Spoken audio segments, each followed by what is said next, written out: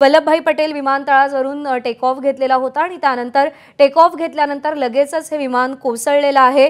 AI-171 हे विमान होतं एअर इंडियाचं, जे अपघातग्रस्त झालेलं आहे। इंटरनॅशनल फ्लाइट होता, अहमदाबाद ते लंडन असं हे फ्लाइट होतं। 133 प्रवासी या विमानातून प्रवास करत होते आणि या विमानाचा मोठा अपघात झालेला आहे।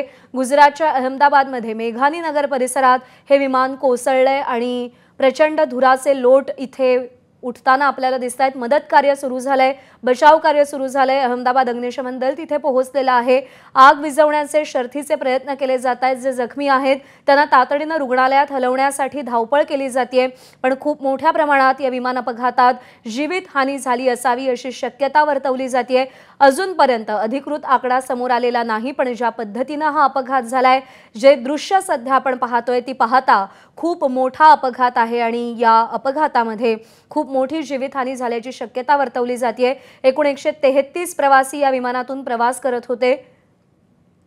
रहिवासी भागामध्ये हे विमान कोसळले, त्यामुळे आसपासच्या इमारतींचंही नुकसान झाल्याचं कळतंय।